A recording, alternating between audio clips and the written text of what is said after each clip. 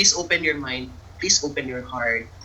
Again, it is not our fault. No? And I will never blame you if ever ganun ka mag-isip.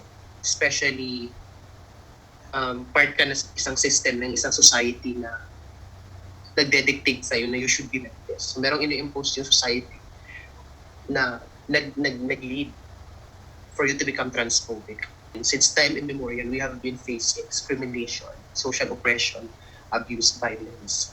And I think this is the right time na you take your part. It is our responsibility to do something good para it's a safe place for everyone.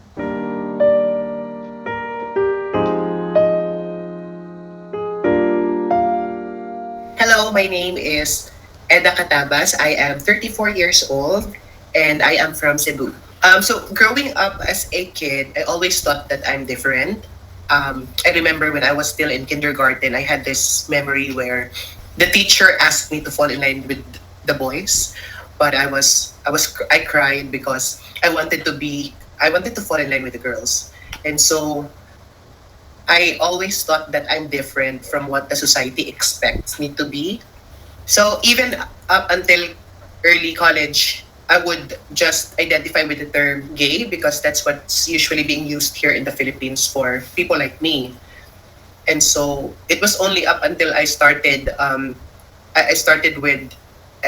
engaging in or finding or trying to find love affair online. I remember I signed up to many dating sites online, and so upon having many interactions with people coming outside from the Philippines, that's when I first heard of the term transgender woman. I'm named after my father, Eduardo. And so, the feminine version of that, the easiest one would be Eduarda. But I wanted to make it shorter maybe at that time. So I just made a shortcut from that to Eda. So ayun. I started using the name at the early age of 16 or 17, I would say. So I have 4 siblings, 5 kami lahat. I'm the third. It was quite challenging for me to just be open to my family or to express who I was as a kid because, my father he's actually a retired general from the Philippine National Police. So during that time, he was still active the service. And so I also have an older sister next to me that's like me. So I would see that sister of mine being abused like physically, verbally by my brother, and even sometimes by my father. So it was difficult for me to express myself and go out and, just be who I am as a kid because I didn't want to experience that. I saw that in front of me, all of these, all of the difficulties she had to go through just because she's quite open compared to me as a kid. It was kind of difficult and challenging because I'm having like 2 personas at that time because when I'm at school with friends, with schoolmates or classmates, I am who I am. Like I'm very expressive. I have a very feminine expression, of how I talk, how I act, how I speak. It's just so different when I'm at home because at home I would just try my very best to act or to deceive my family members that I am very masculine. It was when during the time na naglayas ako sa bahay because I felt I am not comfortable at home at all. Lipat lang ako ng lipat ng bahay kasi my mom was trying to track me. She was trying to find me because she wanted me to go back home. So ayun, nakausap talaga ako ng mother ko and she was crying over the phone. She wanted me to go back home. And then she was also angry because I was kind of stubborn talaga. Like I said, no, I don't want to go back home. Ganyan talaga yung conversation namin at first. So she was crying, she was mad, she was also very angry. And then she said something that really got me. It was the time when she said that, my father has a heart problem or something. And yung parang sinabi niya, kung if merong masamang mangyari to your dad, I'm gonna blame you or something like that. Because my dad also was very sad daw at that time. And so, he passed over the phone to my father, and so my dad and me had a conversation. that time over the phone. And he was his voice, it's obvious na he's sad. He was not angry, he was more of a parang kinausap niya ako in a very sincere, and then sad yung tone ng voice niya. Yeah, I was crying over the phone, and then when he said that, ayun, umuwi din ako kinabukasan actually. I would say na kinda na-resolve na kasi I was more of a really was expressive now and after that happened.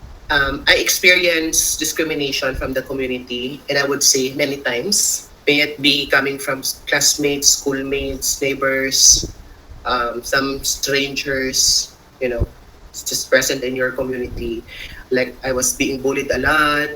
I was being told na, baklang ugly, pangit, ganyan. So, social-based discrimination, I experienced that. So, merong verbal abuse. I remember this high school classmate na tinatakpan yung mata ko, and then many other boys would, hit me hard on my head. From my neighbors, of course, parang ikaw yung always subject sa mga bullying and joke because sinasabihan kang bayot, bakla, ganyan. Okay, this one time that I was out together with my friends, we went to a resort here, swimming kami. Kasi may mga nakita kami lalaki, so sabi niya, let's go down here. Let's talk to the boys and all. While we were walking, this one guy, na part ng group of boys, just hit me so hard here sa ulo.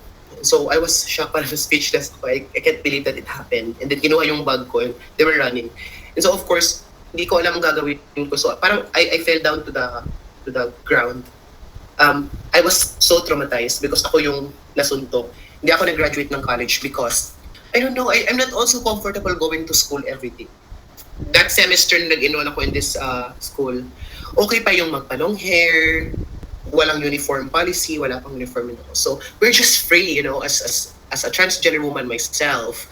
The following semester ay meron na sila mga policies, may mga new changes. Men, or yung mga male at birth na mga students, na dapat ganito lang yung hair mo, it should be short, it should be neat and clean, ganyan, and it should not go beyond the color of the school uniform. Kasi aside from the haircut policy, meron ding nag-impose na rin sila ng uniform. So, sa next semester, hindi na ako nag-enroll. Kasi siya comfortable, ang nasa isip ko, this is supposed to be our second home.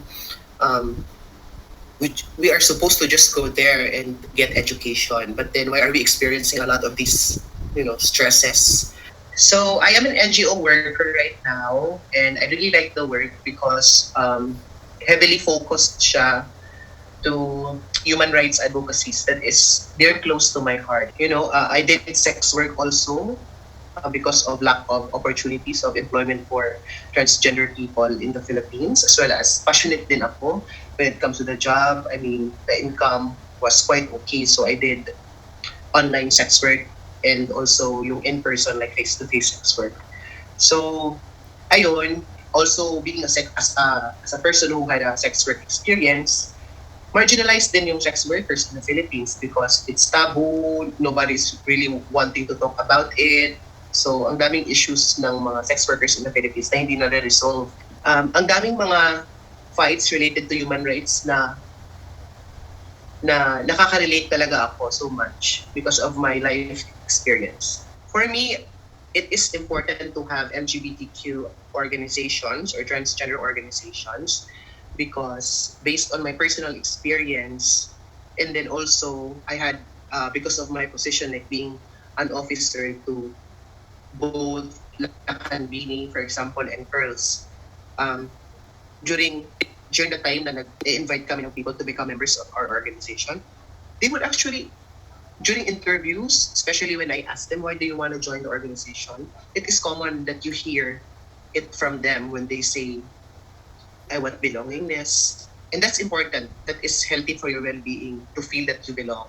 But even within organizations being run by LGBTQ people, I would say na merong politics. Merong abuse of power, especially those organizations that are getting big grants because their organizations are more capacitated compared to smaller organizations.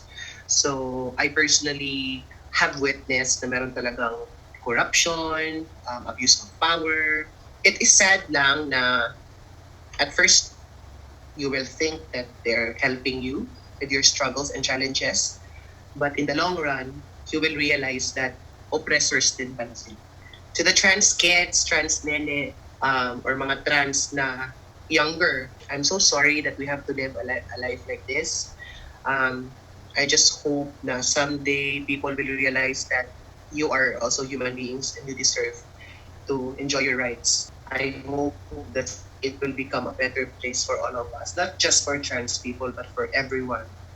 I really hope na hindi kayo magiging, apathetic of the legacy na naiwan ng mga trans rights advocates who came before us. Because merong progress. Look at us now have first ever transgender woman congresswoman in the House of Representatives or in our country. Merong mga leaders also sa mga LGU levels or barangay levels man, mga trans people. So merong progress and let's hold on to that progress. Let us just make sure na hindi ma-stop yung momentum. I know it's quite challenging and fighting can be very tiring.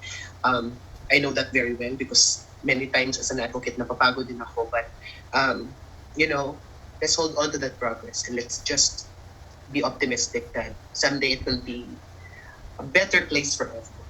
To the family of trans kids na hindi patanggap yung mga anak nila dahil simply because trans sila, I really hope that you will open your mind and your heart. I'm not blaming you. Hindi ko sinasabing kasalanan mo that you are ignorant regarding trans issues because we are being raised this way. No? The society taught us to be transphobic. But your kids are also human beings. If you put yourself in the situation or position ng inyong mga anak, you will actually realize na um, you deserve better. You deserve better than someone who easily experiences bullying, discrimination, abuse, violence. Please have an open mind and an open heart and understand that just like you, they just want to be happy.